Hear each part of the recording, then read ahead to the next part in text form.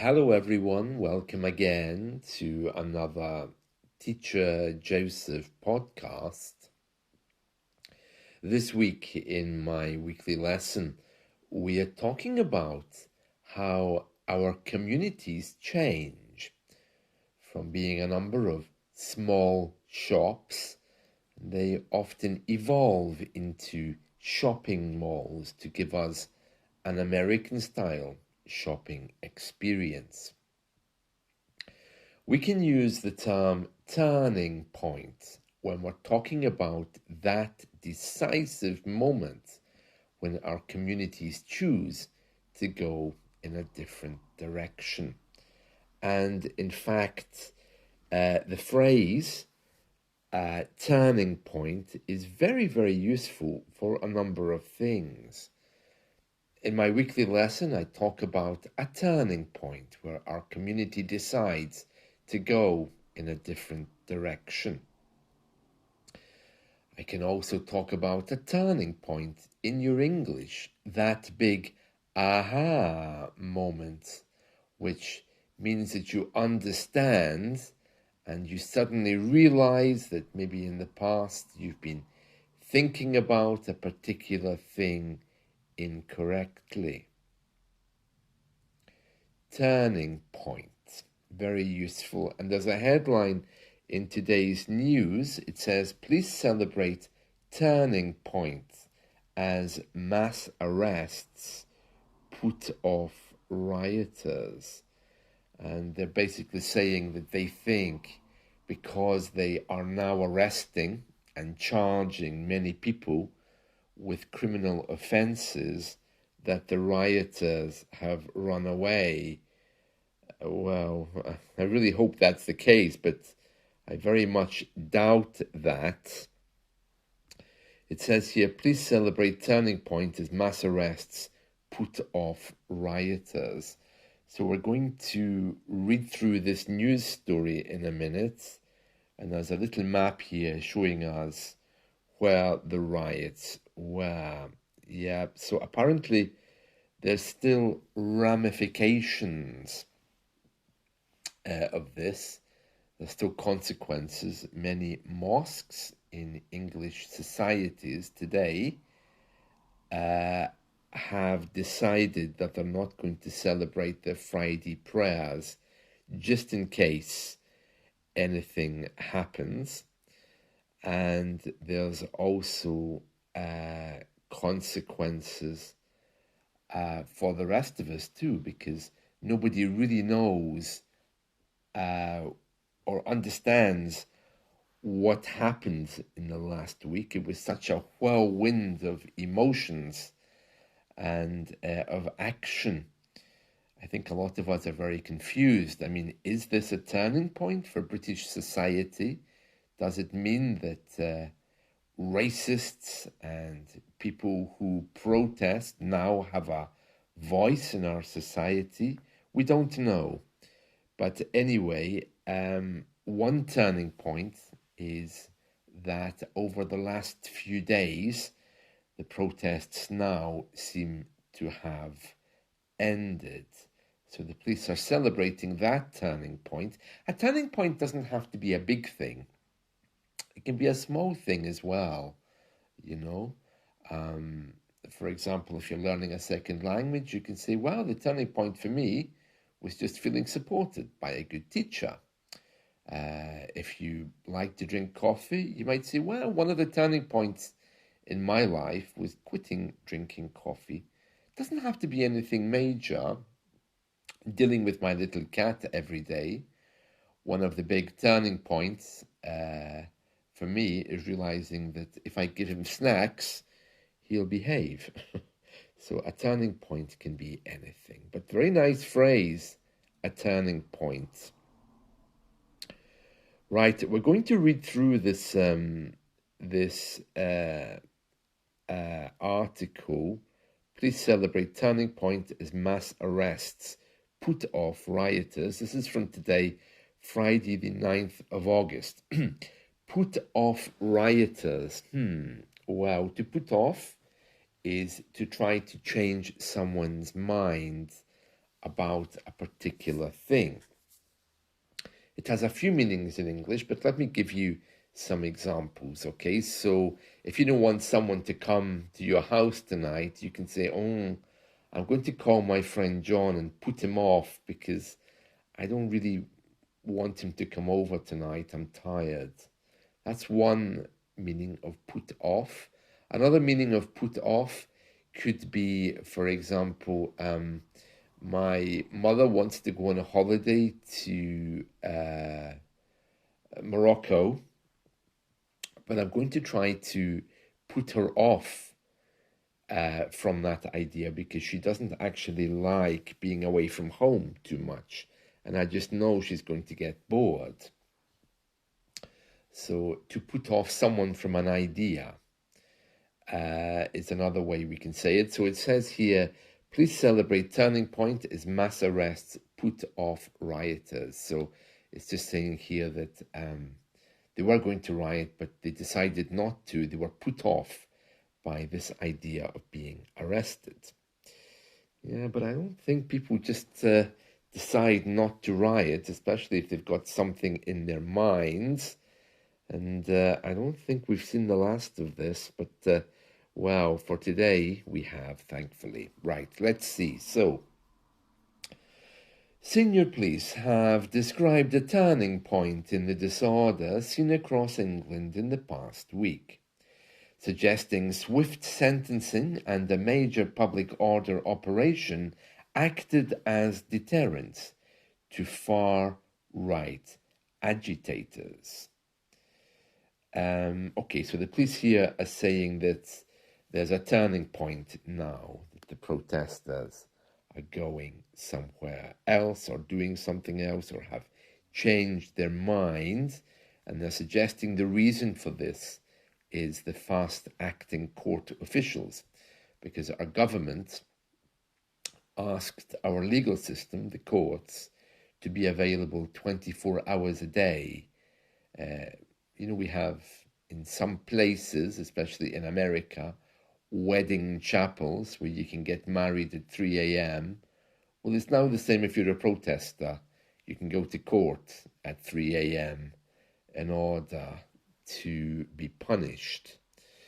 Right, it says here, thousands of anti-racist demonstrators gathered on Wednesday evening and created human shields to protect asylum centres, dwarfing a handful of anti-immigrant rallies. Okay, so if you dwarf something, you push down its size. Yeah, actually, I heard, this is very interesting, that during these anti-protester protests, so during these new protests where people were acting as human shields to protect asylum centers, there was actually one guy from the old protests trying to cause a problem. So some guy was still shouting, oh, immigrants shouldn't come, bad immigrants. And he was surrounded by these people who were protesting against him and his ideas.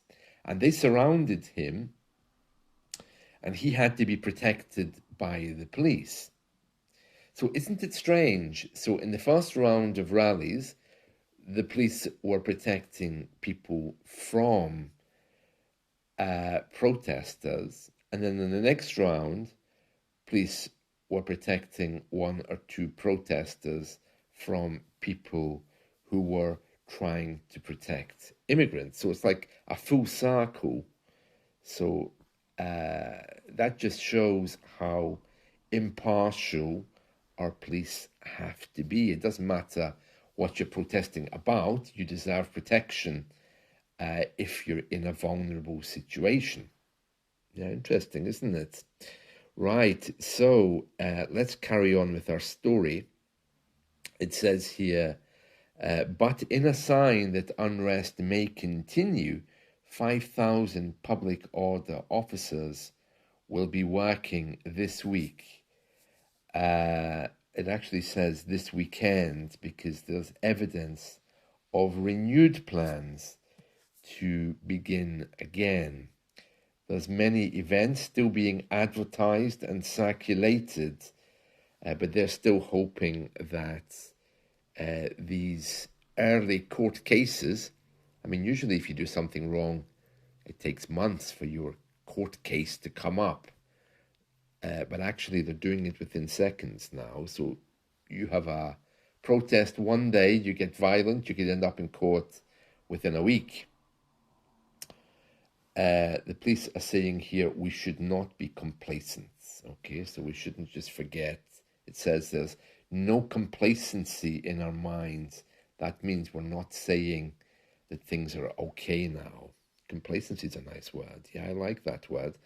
Okay, and then it says the total number of arrests made relating to violent disorder following the Southport killings now stands at 483.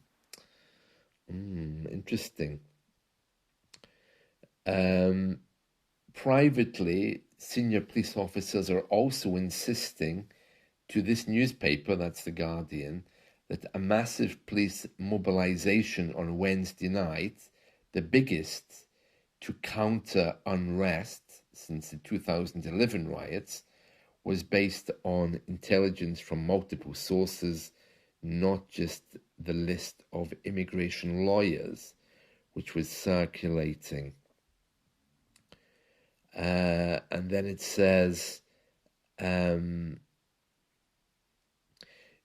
are many people crying in court, which suggests this is not just hardcore criminals, that there's a lot of people who were swept up into this protest, not realizing what they were doing. Well, that's what happens when you drink, isn't it?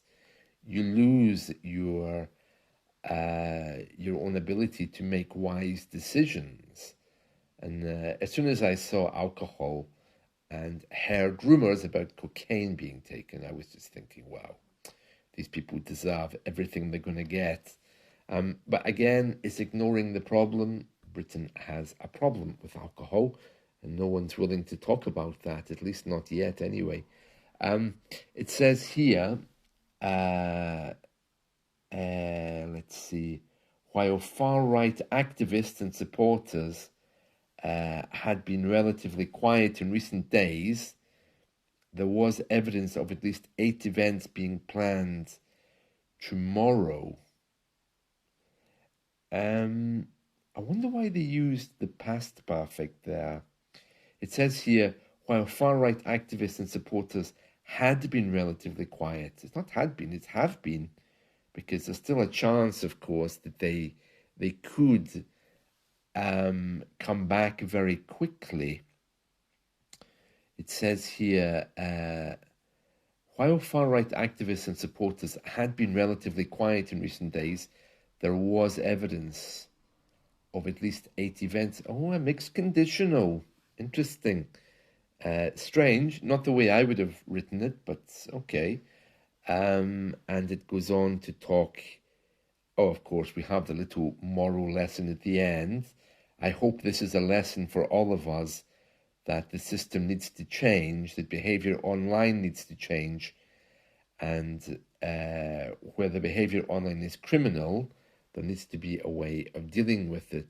Yeah, I actually had another news story today that one of the local governments in the south of England has just passed a law to stop people swearing in the streets.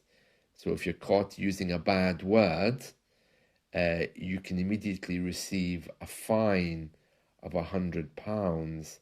Isn't that the weirdest thing? I mean, really, you wonder why British people are so repressed and not able to express themselves. I don't know who came up with that idea. Maybe we can find that story in a moment. And there's pictures here of police officers who are waiting to help with any problems. Oh, their shoes are awful. I didn't know that police officers had had to wear all the same shoes, but the picture here in The Guardian is showing some really ugly footwear.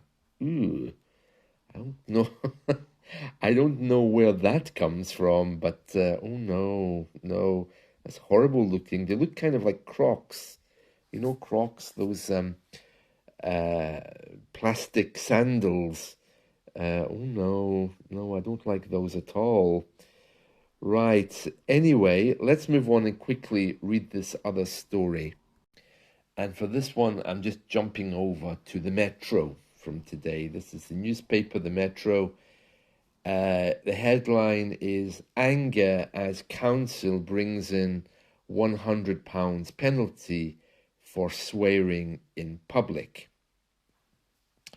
Let's just go through this. It says here, it's not uncommon for people to greet a council scheme they don't like with bad words. It says here, a volley of expletives. That's a very polite English expression. You'll never ever hear that, so I'm not going to explain it. It says here, in Kent's seaside towns, you could find yourself with £100 penalty for swearing. The ban, which is being brought in to stop people using foul or abusive language in public places, will result in people being given £100 penalties if they're caught. The Public Space Protection Order, designed to stop people cussing. Oh, I had no idea that word was actually an official English word. I thought that's just something some of our minorities said. Let me explain. Cussing, I believe, no, I could be wrong here, this started off its journey as the word cursing. You know, like if you curse someone, you say bad things about them. Don't curse me, for example, with the R. Then, of course, it became curse, as it was mispronounced and the R vanished. And then our minorities that I've heard using it, I won't say which minorities they are because I don't know exactly where it originated, but let's just say it's very common to hear people talking about, oh, you cussed me, Cussed. So if you swear at someone, it's now called cussing. It's a disgusting word. I really don't like it. I think because I know the kind of people who use it, designed to stop people cussing in such a manner that is loud and can be heard by others, which may cause alarm or distress. Okay, so if you say something bad loudly to me in the streets, you now can go to court and be, well, you don't go to court, you immediately get a penalty of £100. Local people are divided over whether the order is good or bad. They've asked a 16-year-old here, and he's saying, I think as long as you're not using bad language, it should be okay. But if you're out with friends having a laugh and you're a bit drunk, it's a bit harsh. The Free Speech Union, we have a union for using free speech, it seems we have. The Free Speech Union called the measure unjust and oppressive and promised to help any resident punished, anybody who gets that penalty, they're going to help. Yeah, but the place they brought this in, Margate to Ramsgate, isn't that a very posh place? Yes. The place where very rich people live. So I'm wondering if they live in the same world as I do, because where I'm living, wow, I hear bad language all the time. I don't like it, but I can't imagine anyone ever being fined or penalized for that. So very interesting. So that's a news story from today. Anger as the local government brings in this penalty of £100 if you use bad words. Well, I think they should be fined for wearing ugly shoes. If you get a moment, and you do have access to the Guardian newspaper, you should have, it's all online. Have a look at the shoes on the police officers there. Ooh, yeah, not good. Not good. Right, that's it from me. I hope you've enjoyed this. Let's talk again soon. See you. Bye.